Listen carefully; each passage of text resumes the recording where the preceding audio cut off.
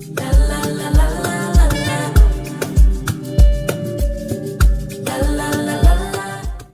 guys, welcome back to my YouTube channel. This is me, Alicia. If this is your first time here, and if not, welcome back. All right, so we are back from Italy. I am full. I feel like I've eaten my weight in pasta and I am sleep deprived. I know at some point, either this week or next week, I am gonna crash because my sleep has been non-existent. I'm in between time zones. I don't know. That's not what this video is about. Anyway, we had a lot of questions regarding this trip specifically, a lot of questions, and I feel like let's just do a Q&A.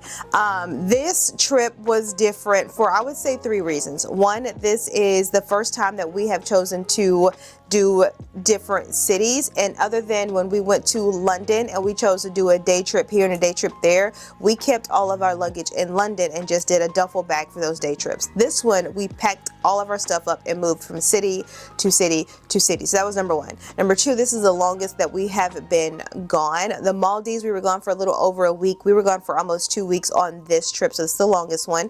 And then 3, which is I feel like a lot of people are like, how, is we didn't do the normal transportation modes that normal people take when they're going from a multi-city tour. A lot of them take a plane or a train or a bus. We chose to road trip, get a rental car and drive. So I had a lot of questions. I had a ton of questions you guys asked on YouTube. I polled my Instagram audience. There were quite a few. I dumped all those in Chat GPT. Chat says, hey, here's a more organized format. So we're gonna get started. Also note 2 things. I will make sure that I put the questions and the timestamps in the description box so you guys can get to them. And I'm only gonna get to as many questions as 25 minutes will allow, because I don't know if you guys can tell, there's a frog, there's something, and so I'm trying to not get sicker. Okay, so 20 to 25 minutes. That's also my mom's sweet spot. Hey mama, how you doing? So let's just get into it. First topic is work and life balance. And these 2 questions kind of are the same thing. I'm going to address them. The first question is, how do you manage your work schedule with your frequent travel schedule? And then the second question is, do you have unlimited PTO? Is your boss kind enough to let you work anywhere you want, or is your job based on outcomes and deadlines as opposed to work hours? So do you have unlimited PTO? Yes, the company that I work for has unlimited PTO. Is your boss kind enough to let you work anywhere you want? If I am traveling domestically and I know that I can't take off. So let's address that. Yes, I have unlimited PTO, but it is with a caveat. You guys know that I work in accounting and finance, and by us being a publicly traded company, the first week of the month, we have to close the previous month's business. So for the first 3 business days, unless it is absolutely important and imperative, I do not take off. Or even if I did want to take off, I still have to have my laptop with me because I still have to work. Because of that, I try my dangest sure to make sure that I do not have travel set within those first 3 to 4 business days.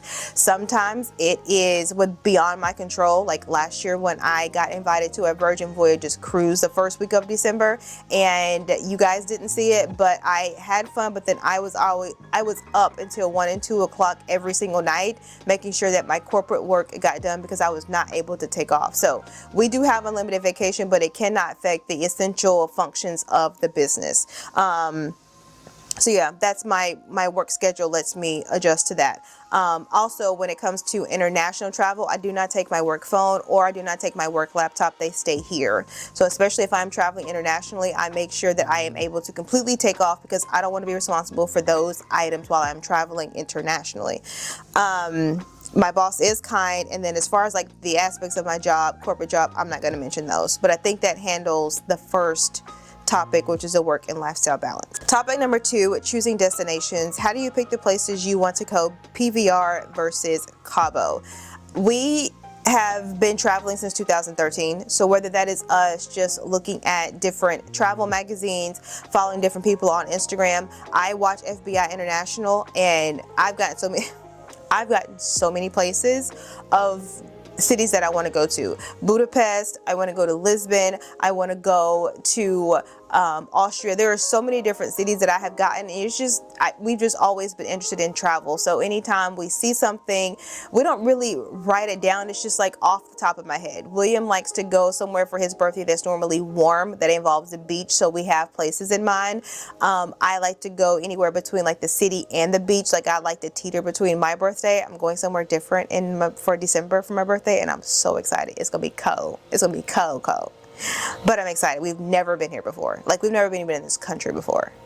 Anyway, I'm excited. So we don't like have a list of different places that says, oh, okay, next year, this is where we're going. We just have ideas in mind, and we take those ideas and then we run with it, whether that is looking on Google, looking to see on YouTube. A lot of times I was like, travel to, like, I didn't really know a lot about the Lake Como area. I didn't know there were a bunch of different places. I didn't know which town to stay in. YouTube, I want to see someone walk the streets. I want to see what I am looking at. So YouTube, especially when you have an idea, can be your best friend. Question number 2 under the choosing destinations. Do you pick location based on when it's, do you pick a location based on when it's best to go, or just based on when and where you want to go? It's a little bit of both. So we knew that we wanted to do Italy for our anniversary. We had talked about it. We went to Italy in 2018 or 19, and we basically stayed in Rome, and we did a day trip to Tuscany. And so that we knew we wanted to go back to Italy. Well, he thought he wanted to go to the Positano / Sorrento / Amalfi Coast area. And it wasn't until we were watching some movie that Lake Como came up, and I was like, why not? Maybe we could do Lake Como. And last year when I went to we went to our book club tour, that we did a day trip in Florence, but I did not get to experience Florence at all because I was too busy shopping and making pizza. But when I saw the city, I was like, I want to go back to Florence. So from that, we said, okay, let's just have all that wrapped up in one and do a trip. And we initially were going to fly into Florence and do Florence, Lake Como, Milan, and then fly out of Milan. But then when I was doing the accommodations, the flights, it was absolutely asinine. And this is where you have to do a little bit of research. I said, hey, let's just fly in and out of Milan. It's 45 minutes to Lake Como, and then we could do the whole city tour. So that's kind of how, I hope that explains it. But we don't, so like if I know that we want to go to, let me find a city. William wants to go to Seattle. Okay, he has never been to Seattle. I've been to Seattle a couple of times. He wants to go.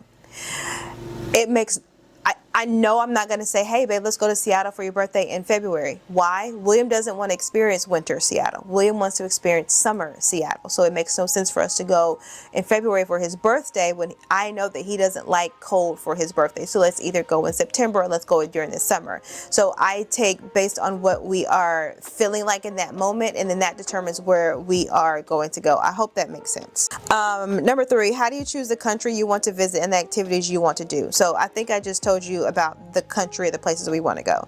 The activities. So I used to be a type A, and I used to cram the schedule, not just our couple trips, even our family trips. I would cram the schedule. I would find activities. So we're going to do this at 10 o'clock, and then this at 2 o'clock, and then this at 5 o'clock, and dinner here, and then after dinner here. And I was like, not only am I stressed out by the time we actually get to the trip because I've done all this planning, I'm tired by day 3 because we were doing all this kind of stuff. So we decided that, especially for this trip, we were going to do one big thing in each city, and the other 2 days, y'all just vibe, just walk. You would be surprised what you come across if you just walk the city. So a lot of people think that we had this full itinerary and give us lists with restaurants. Y'all, there was only one restaurant that William said, I definitely want to go to this restaurant in Milan because I saw it on, I think, his version of like Instagram or TikTok. And it was like this famous pasta, and they make the pasta in front of you and all that kind of stuff. Other than that, there wasn't a single restaurant, breakfast spot, bar, coffee shop, nothing we had planned out. You know what we did that morning? We got up, we got dressed, grabbed the coffee down at the coffee shop, and walked the streets. And if the food smelled good, we walked in, we ate it. If there was a store we wanted to go in, we shopped. If there was a bar we wanted to go to, we went in. We just walked the street. And a lot of times just being able to like relax and explore the city with no reservations, the best trip. And then the next one, would you ever do a travel itinerary for people interested in previous trips you've taken? I do a travel itinerary on every trip that I take, but there are certain, how do I say this? Certain mediums require certain places to put it. It makes no sense for me to put my itinerary here on YouTube because you're not going to see it. You got to go to the description box. So if you go to my vlog, my blog with a B, livingfearless.com, all of the travel that I have taken with the itinerary, with the restaurants is on there. Now, I don't know if I have the one for Italy up by now. because it's been less than a week. But that is where I house everything, and it's just a great point of reference for people that are trying to plan a trip. It's easy to be like, okay, I'm going to bookmark this article on my computer and then come back to it, than to say I got to find whatever vlog she talked about the itinerary and then save it. So all of the itinerary stuff will be on the blog post, livingfearless.com. I will link it for you. Topic is budgeting and cost. How do you budget for your trips? I made a whole video on how we budget for our vacation. I will link it up here in the cards. I will put a QR code down here. I will put it in the description box. That has more than what I can answer in the 2 minutes I have allotted per question, so go there. Do you have a daily spending budget while you're there? Once again, I will reference that video. How much do you typically spend? I think I can just skip this whole area. And how do you budget for long trips and still make them affordable? Once again, I'm going to reference everything over there. That is how we budget for travel. It has not changed. We have stayed the same.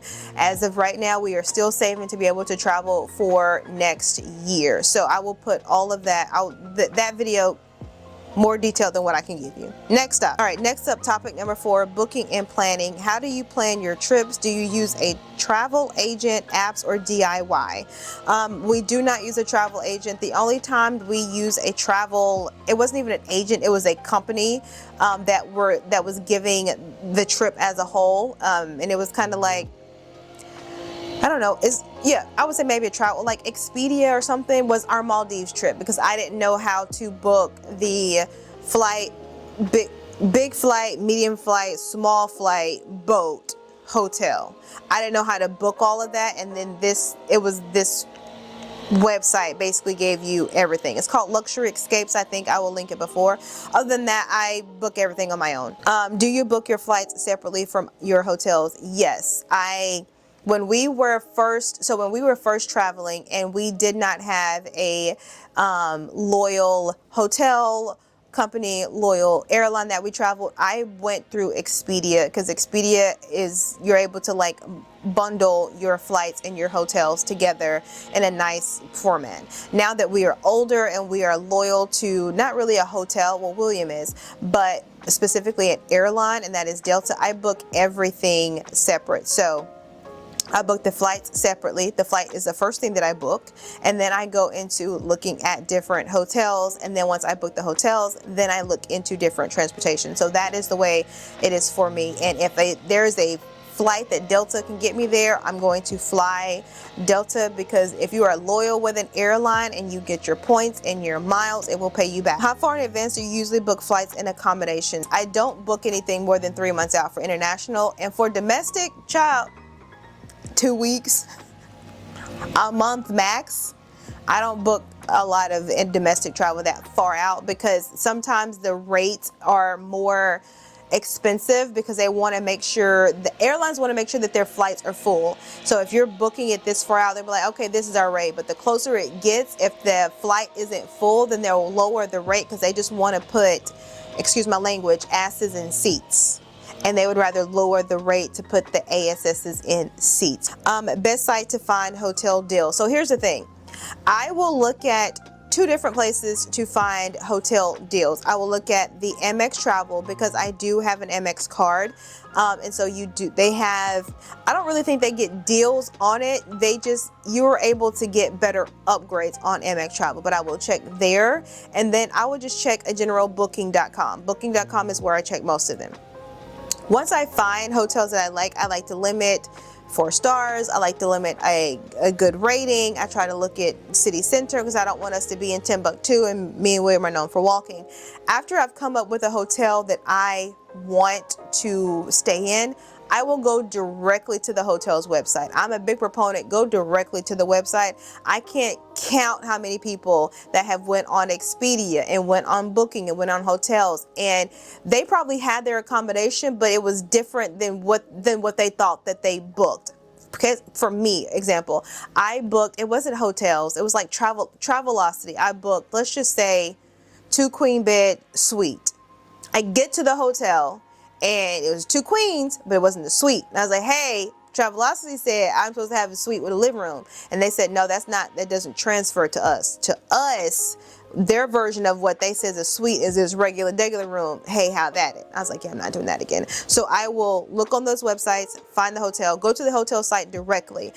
20 times out of 10, if the hotel's price is higher than booking.com or hotels.com, if you call them directly, they will give you that rate. They're not going to give it to you if it was like with Amex Travel, because it's only available to it's not available to the public. It's only available for Amex travel holders. But booking.com, hotels.com, even if you just look at Google has like the hotel version, if it's more expensive, they will give you that rate. So I go directly to the hotel to book our travel. I learned my lesson. I'm not going to no third party no more. All right, I think that was it for that. Let's go to the next topic, which are the Italy specific questions. What about meals? Was selecting specific restaurants similar here to the US, and how far out could you reserve those? Once again, we made no reservations. I did make a reservation at the Gucci restaurant because I thought I wanted to experience 0 out of 10. You'll see it in the vlog. Don't ever go there. Do you think a first-time traveler can get through Italy without a translator or a guide? Yes. I know Spanish, and I know Spanish is very similar to Italian, but it is not the same. We were able to get around just fine. What part of Italy would you recommend I visit? Tourist, foodie, shopper, not high-end budget. Rome. How many days would you suggest someone stay in Italy to truly enjoy it? It depends on where you go. If you have never been to Italy, it depends on where you go. I would suggest if you're crossing the pond, if you're going from here to here and it's an 8-hour flight, 8 days, 7 days, at least stay a week, because your body needs 1 to 2 days to get adjusted to the time difference. It's a 7-hour time difference than what I am here in the Central States. You're going to crash one of those days. One of those days is going to be a wash. Okay. Then you need to be able to experience the other day. So I would say at least a week. And then were the people welcoming and friendly in Lake Como? They were the most friendliest. Like, they were the most friendly. And I don't know if it's because we were American, or because we were Black American, or because we were pretty Black American, or for some reason everybody thought William was of Hispanic descent. They were very welcoming to us. As a matter of fact, there wasn't a single city that we went to where they weren't. Now, Milan was a little, it wasn't like they weren't welcoming, they weren't friendly, but they weren't like, case in point, every time we went into like a store or a restaurant or somewhere in Lake Como in Florence, we were always greeted immediately. Buenos tardes, buenos dias, da da da da. In Milan, they didn't greet you. They didn't greet you, not at all. You just walked in, you were able to just like do the things. So that's the only difference. But other than that, you'll be fine.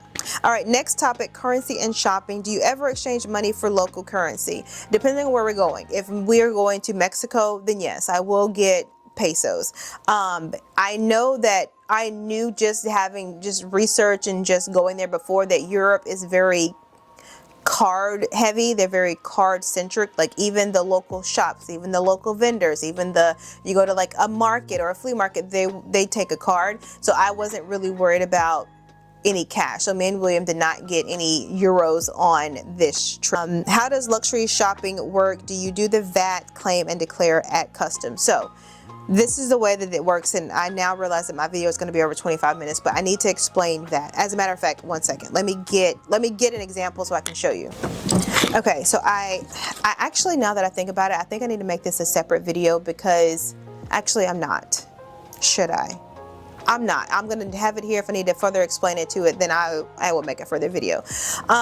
Two things. One, you do not have to buy designer items to get a VAT refund. In the country of Italy, if you spend more than 70 euro anywhere in any store, you are entitled to a refund. Okay. So step one, you have items. I picked up the Reserve, which is kind of to me like an elevated Zara. So you don't have to go to Louis, Gucci, Prada, Chanel just to get a VAT. If you're in Italy and you spend over 70 bucks, you can get it. Walk up to the register. I had my items. Walk up to her. I said, hey, VAT refund. She says, you have a passport? I said, yes. I take a picture of my passport. I do not walk around with my physical passport in my purse. No. Take a picture of it. That will work just fine, just as long as everything is legible. She takes my items. She rings them up, gives me the total. I pay for it. She then asks for my passport. She's going to take my passport, put it into the system. So she puts my passport number, my name. She asks me, do I still reside in the United States? Yes, I do. So this is the receipt. that she gives me. I spent 236 euro at this place, and then behind the receipt is the form that they give you in order for you to get your VAT refund. So I can look and see the place I went to, I can look and see every detail for the item, and then most importantly I can look down here and says, okay, of the 236 euro I am entitled a refund of 28 euro. So what happens is that I take all of these, put them nice and orderly, okay, keep all of them, and then you go to the airport. You go to the airport. Now they have automated kiosks. So you just go to the airport, you put in your passport. No, basically you scan your passport. From that, it will show every single place that you are entitled a VAT refund. So you don't physically have to show this to everyone, every single person. This really only comes into play if the system, let's just say that the system did not have this refund. I'm looking through all of my transactions like, hey, the system doesn't have this one. I then take that to an actual physical person and says, hey, I'm entitled to this. It's not showing up on my passport number. Other than that, this is just a reference for you. No one's gonna see it. You don't have to show anyone this. Scan your passport. They say, okay, these are all the different transactions that you've been entitled to because you've been showing your passport everywhere you go because you want to get your VAT refund because you don't live here, you want to pay these taxes. How do you want it paid? They used to be able to give it to you in like a card or cash. It's a card. So you put a credit card. It does not have to be the exact credit card that you use to pay for the items. They just want a valid credit card. Have the credit card. They'll print something out. Here, you then take that to customs. Customs don't even look before they say, hey, have all of your items with you because they might look, yada, yada, yada. I think only if you're asking for more than like 5,000 or 3,000 refund, VAT refund, that they're like, hey, what did you buy? Because over 3,000, now you're just like, you're bringing some stuff back to sale and I want to see it. We have been doing VAT refunds since we've been traveling since 2013, and no one has asked to see all of the items that we got. They'll look and be like, oh, what'd you buy? I was like, well, I got this, and then I got, you know, some pants or whatever. Stamp it, you're on your way. You'll get an email from whatever company. So this is Global Blue that it's 3 different servicers that process the VAT refunds. Global Blue, Planet, I can't remember the third one. They're all located at the airport. And that's it. It's not as complicated as some people think. What I will say is that, especially while we were in Italy, every store isn't going to ask you. You have to tell them, hey, I want to get VAT. I want to get I have a VAT refund. Like I said, some stores were like, hi, do you want VAT refund? And then there were some stores that didn't. William's like, oh, why didn't they ask me? I was like, William, you have to tell them. Because if not, they will slide that on by because they don't know. They don't know that you are an American or that you're not from here and that you want to get your money back. You have to physically say, hey, I want a VAT refund. It's not as complicated as it looks. I absolutely loved it. I'm not going to say how much our VAT refund was because we did a lot of shopping. Just know that it was worth every single dime and dollar. And that's why I would behoove anybody to get to the airport early to make sure that you get your refund. Because if you do not get that custom stamp, you can get these all day long.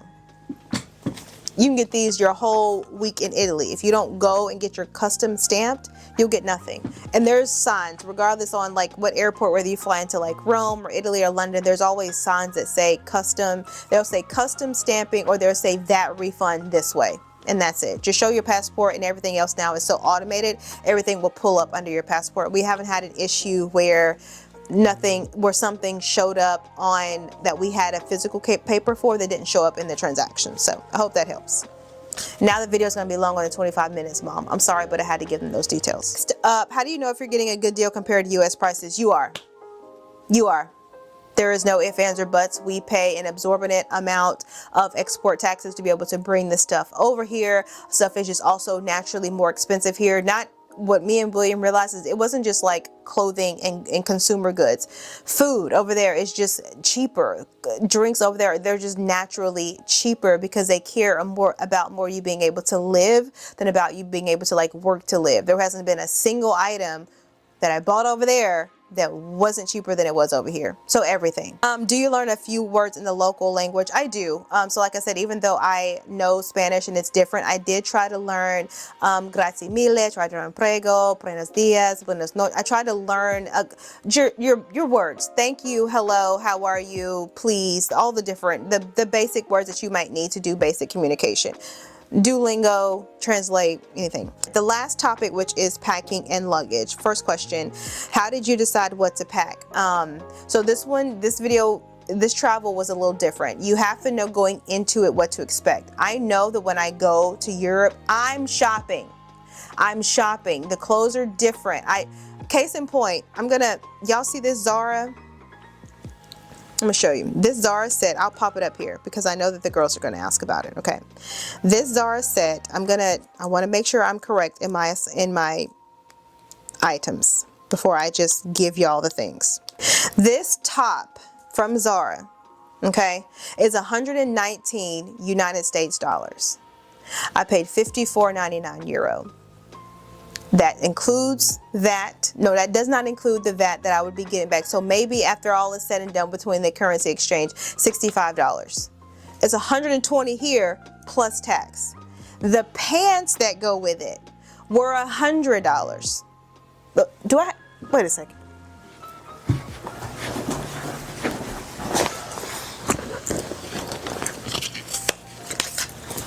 Because I don't want y'all to think I'm lying. The pants were $100.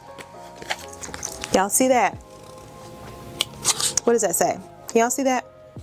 I don't want to get too close. Can y'all see that? Y'all see what that says? $59.99. I also got 20% back with VAT. You see why?